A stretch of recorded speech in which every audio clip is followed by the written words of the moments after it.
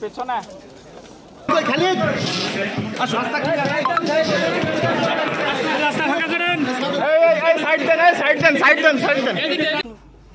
হলে যারা থাকবে তারপরে যারা চলে যাবে তাদের সাথে আমাদের খুব চমৎকার কথা হয়েছিল এবং আমরা কথা বলেছিলাম যে আমরা খুব দ্রুতই হলগুলোকে আবার খোলার জন্য আমরা উপরে শিক্ষামন্ত্রীর সাথে কথা বলবো। খুব চমৎকার হয়েছিল। তারপরে যেটা হলো তারা আমাদের পানি বন্ধ করে দিল, ইলেকট্রিসিটি বন্ধ করে দিল, বন্ধ করে দিয়ে সাইড থেকে যখন ঢিল মারা শুরু করলো তখন আমি সহ আমার 50 জন শিক্ষক এবং প্রায় 60-70 জন অফিসার কর্মকর্তা কর্মচারী যারা প্রায় 12 ঘন্টার মতো 9 ঘন্টা না খেয়ে আছে, ডায়াবেটিকের পেশেন্ট অনেকে আছে, আমরা বিভিন্ন বয়সের মানুষ আছি, কিন্তু তখন দেখলাম যে আমাদের আর কোনো উপায় নাই। তখন বাধ্য হয়ে আমরা SOS পাঠাই এবং আমি ধন্যবাদ জানাচ্ছি স্থানীয় প্রশাসনকে। এখানে র্যাব, বিজিবি, পুলিশ, স্থানীয় প্রশাসন, দাঙ্গা বাহিনী, মাননীয় মেয়র সহ ডিসি মহোদয় বারবার খোঁজ রেখেছেন, সবাইকে রেখেছেন, তারা এসে আমাদেরকে উদ্ধার করলো। আমরা হয়তো মরে যেতাম আর কিছুক্ষণ অবরুদ্ধ থাকলে আমার যে সকল শিক্ষকরা ছিলেন বয়স্ক তাদের একটা বড় ক্ষতি হয়ে যেত। আমি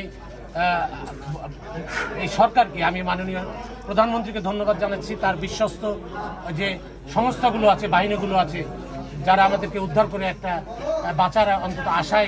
এখন যারা হলে আছেন শিক্ষার্থী আমাদের, সেই বিষয়ে আপনাদের কোনো বক্তব্য আছে? এখন আমাদের আর কোনো বক্তব্য নাই, কারণ বক্তব্যের যে অর্গল আমরা খুলেছিলাম সেই অর্গল বন্ধ হয়ে গেছে।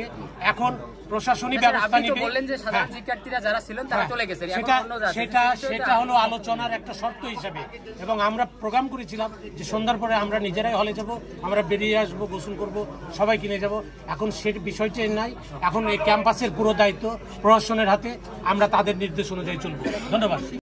মহোদয় 12 ঘন্টার মতো অবরুদ্ধ ছিলেন। আন্দোলন যারা করেছেন, ছাত্র আন্দোলন, সে আন্দোলনকারীদের দ্বারা 12 ঘন্টার অবরুদ্ধ থাকার পরে আমাদের সহযোগিতা চার পরিপ্রেক্ষিতে, এবং আপনারা জানেন যে বিশ্ববিদ্যালয়ে প্রবেশ করার ক্ষেত্রে আইনশৃঙ্খলা বাহিনী এবং পুলিশ বাহিনীর অনুমতি প্রয়োজন হয়।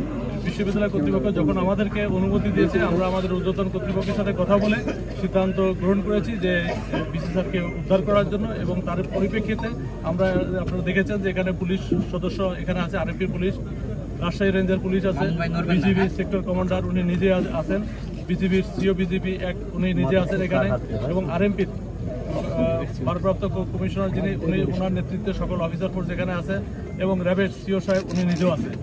বলতে পারেন সকল আইন শৃঙ্খলা বাহিনীর সম্মিলিত একটা অভিযান এটা বলতে পারেন। আপনারা দেখেছেন যে ঘণ্টাখানেক পূর্বে আমরা আমাদের এই অভিযান শুরু করি, এবং আপনারা দেখেছেন যে সম্পূর্ণ শান্তিপূর্ণ উপায়ে কোনো রকম কোনো আহত বা কোনো গুরুতর আহত বা কোনো নিহতের কোনো ঘটনা এখানে ঘটেনি।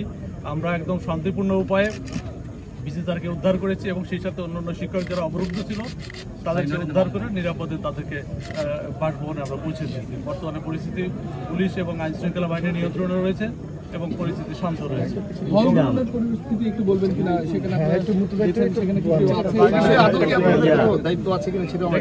হলের বিষয়ে বিশ্ববিদ্যালয় কর্তৃপক্ষ, আমি পূর্বেই বলেছি, বিশ্ববিদ্যালয়ে পুলিশের বা আইন শৃঙ্খলা বাহিনী প্রবেশ করার ক্ষেত্রে বিশ্ববিদ্যালয় কর্তৃপক্ষের অনুমতির প্রয়োজন। তারা যখন যেভাবে আমাদের সহযোগিতা চাইবে আইন শৃঙ্খলা বাহিনী ঠিক সেই সহযোগিতা করবে। আইন শৃঙ্খলা বাহিনী আমরা সর্বোচ্চ পেশাদারিত্ব দিয়ে কিন্তু আমরা এই কাজটি করে থাকি।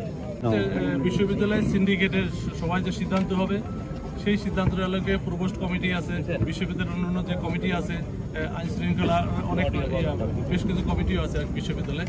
এখানে সবচেয়ে বড় কথা হলো বিসি মহোদয় যে সিদ্ধান্ত নেবেন বা কর্তৃপক্ষ সিন্ডিকেট সবাই যে সিদ্ধান্ত নেবেন সেই সিদ্ধান্ত আমরা বাস্তবায়ন করব। এটা